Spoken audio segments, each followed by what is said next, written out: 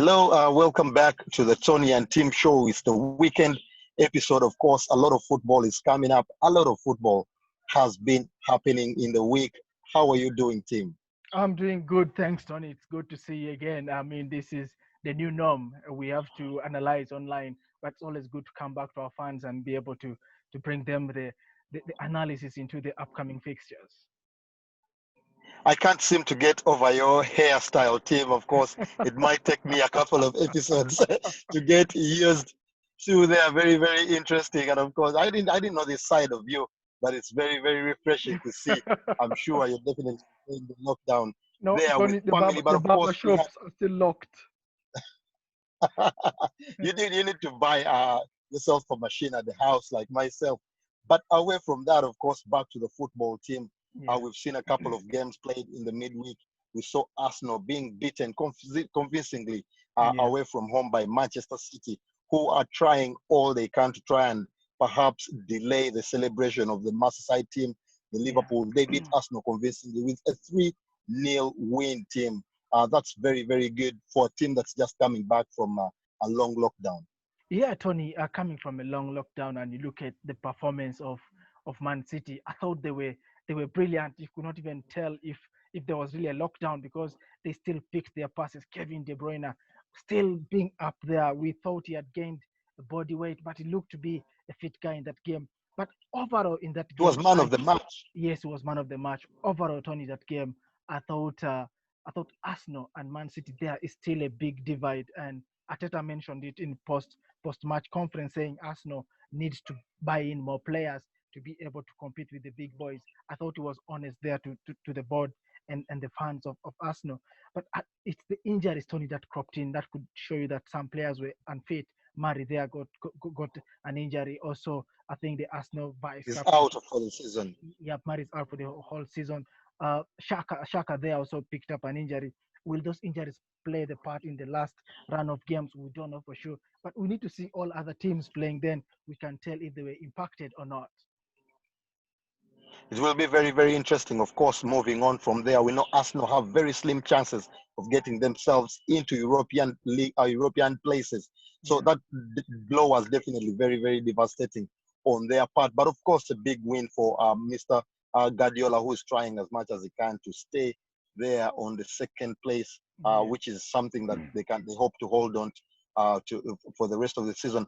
But tonight we have another big game. yeah. Of course, there Manchester United will be traveling to London and meeting Jose Mourinho's Tottenham.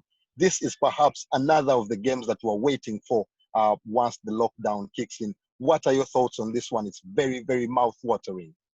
Tony, this one is a blockbuster. It has all the recipes around it. You cannot put a finger and say it's a United win or it's a Tottenham win. I think it's a fixture. It's battle for maybe fifth or even fourth spot.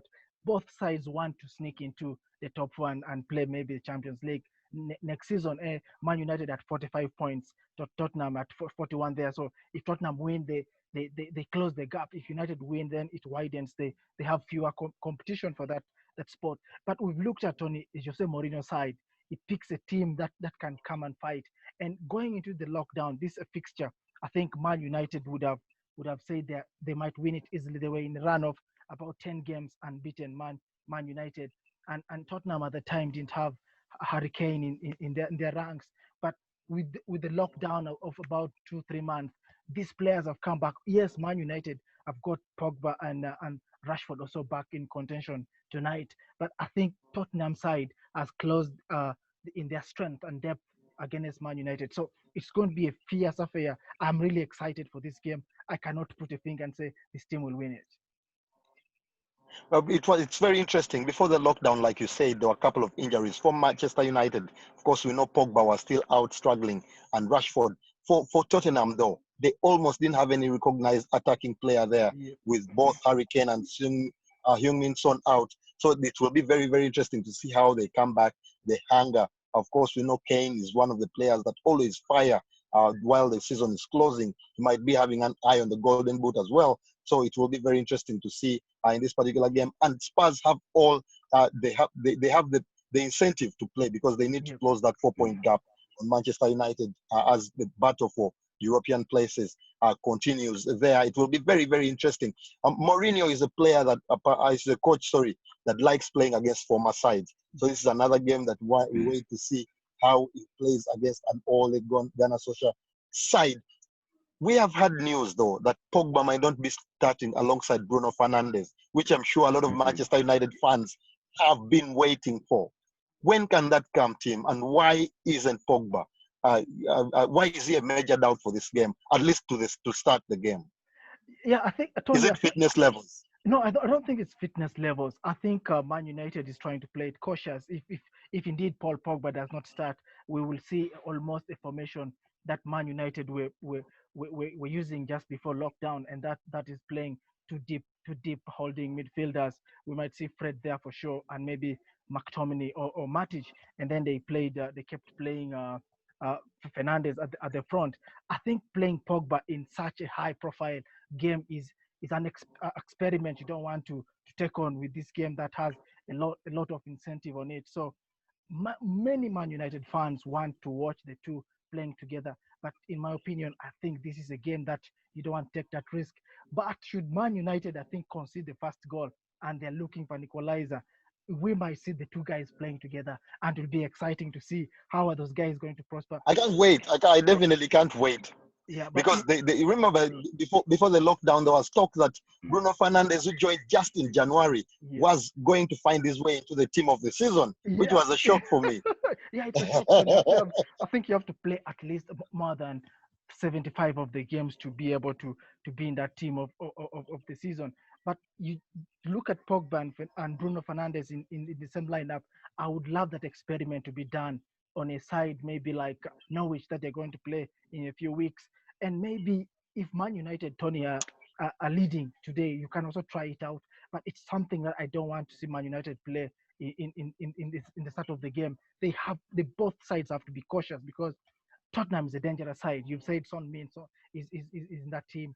Of course, they're going to miss Dele Alli for sure, but Tottenham, Tony, can hurt you on any day. Prediction, Tim. I've gone for a 1-1 draw. I think both sides are going to come cautious. You Ole Gunnar Solskjaer sometimes even plays a back three, which for me is almost a back five because the other two guys are fully defenders, and Tottenham also would want not to lose this game. So I've gone for a narrow score of 1-1 for both sides. It will be interesting. I think with the return of the games and what Tottenham have been missing up front, I expect to see some goals from Tottenham. I expect to see some energy in the midfield. The coach has come out and said Ndombele needs to change his attitude. Do is a record signing almost. So he needs to show what he's made of in these games. I think Gedson Fernandez is another player that's exciting to watch for me for Tottenham. It will be interesting. I've gone for a 2-2 draw as well. I expect some goals because everyone will be hungry to show what they got in this one. I'm really excited about the prospect of even seeing this game. And of course, Tim, this game comes to us tonight after that game of Norwich, who are the relegation threatened side in the league. They're bottom place. They'll be taking on Southampton in that particular game. But we have more games coming up on the weekend. There we'll be having a lot of the action. Watford will be taking on Leicester. West Ham will be taking on Wolves. Bournemouth will be taking on Crystal Palace. But the pick on Saturday will be Brighton taking on Arsenal. Arsenal cannot afford any more slip-ups, team. No, Arsenal cannot afford Tony because we even doubting mathematically Arsenal is it can qualify for the Champions League, but I don't realistically I don't think they have they're harboring those ambitions again. I don't think for sure. But again, you don't want Arsenal is about ninth or tenth. I don't know, but they they cannot miss out. 10th with 8 points behind Chelsea Yeah, they cannot on miss out 40. in the Europa. They need the revenues from the Europa League. The problem is if Arsenal goes into Europa, will they be able to keep their star players like Aubameyang? I don't think if Barcelona comes calling, then Aubameyang surely will go. We've seen also Leno is starting to star. He's a big keeper. I think he deserves more better than the defense is having at Arsenal. So Arsenal has to fight for anything Without available. Leno in midweek, Arsenal could have conceded more than 5 goals. Yeah, Tony, they should have considered about six. Leno was brilliant that day, but again, that's why he's paid the Outstanding. money to be able to keep the scoreline low on a bad day. So it's a game Arsenal is going to play. I think Brighton, Tony, is a tricky side. They have the likes of Mope, very, very clever striker there. That team on a good day can hurt Arsenal. But with what Can Arsenal hurt anyone. yeah, it can hurt anyone. And with what Arsenal displayed in the midweek, I thought maybe they have learned a lesson and they can take this over the weekend and be able to pull something there, Tony. Prediction. I've gone for a hard one here, Tony. I've gone for 2-2. I'm sorry, Arsenal. They've lost Mariton in the defense. Louis got a red card there. They only have, I think, Mustafi, who is the only available centre back. I think they're going to push in Socrates to maybe on treatment to play there. I don't know the Arsenal team, Tony. It looked so lightweight against Man City, and if it's the same team against Brighton, I give Brighton a chance, but I've gone for 2-2 draw. Will certainly be very, very interesting. Arsenal is very, very light at the back at the moment. There, the coach will have a lot of work on his hands between now and tomorrow to have a team to select to even have a fully fit 11, past 11 there tomorrow. So it will be very interesting. I think though Arsenal has what it takes up front, especially with Aubameyang still in the mix for the top scorer for the Golden Boot there. I think I can give them a chance, and I've gone for a narrow win for Arsenal 1-0 in that particular game there. Very interesting. On Sunday, we have some more action there. Newcastle will be taking on Sheffield United, the surprise package of the season, in my opinion. Aston Villa will be taking on Chelsea. This is also another team that got some news. Your namesake, Timo Werner, will be a blue next season. Yeah, Timo Werner is going to be a blue next season. They've already wrapped up the purchase of ZH there. So to me, the new additions into the Chelsea squad next season will make them candidates for sure. They'll be vying for the championship.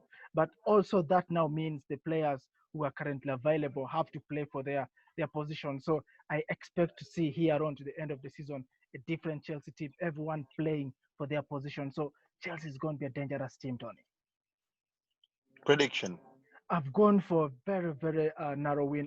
I thought Aston Villa were decent against Sheffield. So I think maybe a narrow win for Chelsea, 2-1.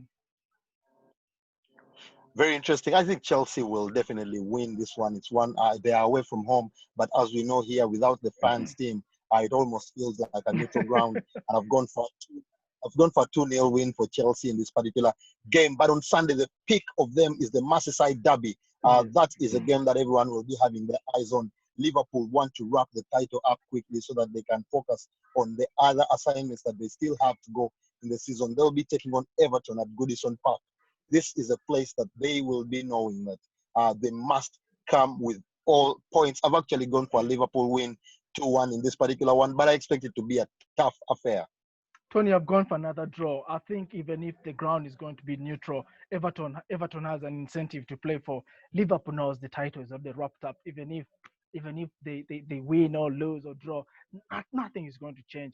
They would want to it's no longer going to be them being crowned champions at Everton's home ground. No, it won't happen. So I think both sides are going to give their best, and I see here a draw. I've gone for 2-2. Liverpool has been beating Everton the last games, but Ancelotti, Tony, if we remember before the lockdown, had assembled an Everton side that was pushing teams to the limit. So I think they will be able to play a decent game against Liverpool and pick a point in it. Very, very interesting. That's a very interesting prediction, Tim. Of course, you talk about the incentive. They thought maybe if Arsenal had been able to master a result against Man City, they would be able to be crowned champions at Goodison Park, something which is now not possible. So it will be very interesting to see how Jurgen Klopp picks his side. He doesn't want to put a lot of pressure on the lads. There, we'll be waiting to see how that pans out. The last game of the weekend will come on Monday night when Manchester City take on Burnley. They will definitely, like we said, be hoping to hold on to that second spot. They were brilliant in midweek. I think that we'll see another display of a masterclass from Man City. I've gone for a 3-1 win in this one. I've gone for 4, Tony, because I believe Pep Guardiola is going to tinker his lineup. I expect De Bruyne to start in that game. And the reason why I've gone for 4, Sergio Aguero will be starting that game. And he doesn't miss chances like the other guys did against Arsenal. So I give Sergio Aguero about 2 goals there. Then the other hungry guys, Leroy Sané, Tony, we might see him play part in this game. The guys who were on the bench that day were hungry guys. And this is a game they want to show Pep that pick me in the next game. So it's going to be interesting. It's like World Cup, Tony. It's a tournament. We are seeing teams playing about 9 games in a space of about 35 days. So it's going to be very, very interesting. Very, very big game that, and of course we have a couple of other big games coming up this weekend elsewhere. Team, that's what we have in the Premier League, but also elsewhere in the La Liga, especially where things are still tight at the top, only 2 points separating Barcelona and Real Madrid. Barcelona will be taking on Sevilla tonight, hoping to continue some of their winning form after having seen Real Madrid beating Valencia comfortably last night, 3-0. That they should be definitely will be expecting a response from Barcelona in this one. I think Barcelona can be able to edge it 2-1. Yeah, Tony, Barcelona should be able to win this. These two sides, Barcelona and Real Madrid, have the abilities to just keep winning all their games, and that's the tempo they've both set. We've seen Barcelona winning, I think, at the weekend. Then Madrid came on and also won comfortably 3-0. So it's something tonight. I expect Barcelona also to have an easy win, and they're a side that gets hungry when you score against them. So if on a light note, I go for 2-0. If Sevilla gets a goal, then I go for 4-1. Very, very interesting. Barcelona is definitely one team that's very, very interesting to watch there. And of course, we know that we also had in the midweek the Bayern. Bayern were crowned champions of the German league. They are the German Bundesliga. They were finally crowned champions, and of course, they're waiting now to see who will take on the Golden Boot. We know that their top marksman, Robert Lewandowski, is the leading contender for that. Timo Werner has a chance, but still has a long way to go. But we also saw again in Italy, Juventus drawing a second blank in a row. They drew 0-0 in the Italia Coppa final with Napoli. Napoli beating them on penalties, 4-2. Yeah, Tony, if there is any affected side, the most affected side, I think it's starting to show cracks in Juventus. They've not shown that cutting edge. Ronaldo has been blunt. He missed the penalty against AC Milan.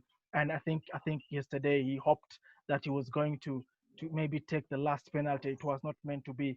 And it's the first time he's actually losing 2 finals in his club career. So it's something I think they're going to sit back and see what can they do, because they are still available in the Champions League, and yet they're also fighting for the Serie A there. So it's going to be a long season for Juventus, but they have to pick up themselves and start going for these games. I don't believe in these narrow wins. Start from the beginning and hit your 4 goals and just see off the game later. Will be interesting with this Italian Serie A, like you mentioned, also returning this particular weekend, and with Lazio chasing them, breathing heavily down Juventus's neck. It will be interesting to watch the top scorer there, Ciro Immobile, trying to guide Lazio to a first trophy in a very, very long time. It will be very interesting to see how that gets wrapped up over there. And of course, we saw a couple of your predictions, our friends back at home, for the game tonight, Spurs taking on Manchester United. We saw a couple of games, predictions. Belinda going for a 2-1 win for Manchester United. We saw Ocherot Francis going for another 2-1 win for Manchester United. Calemera David going for a 0-0 draw there. And of course, Senoga Andrew, a very, very big fan of the show, going for a 3-1 win for Manchester United. So no wins for Tottenham fans. Keep the predictions coming in. Keep the conversations going on Twitter, Facebook, and Instagram. We can't wait for the game tonight. And of course, subscribe to our YouTube channel to never miss any of the video. Now that the football is back, we are excited to be back. And of course, stay safe, stay home if you can. And of course, bye for now. I'm Tony. And I'm Tim. Bye-bye.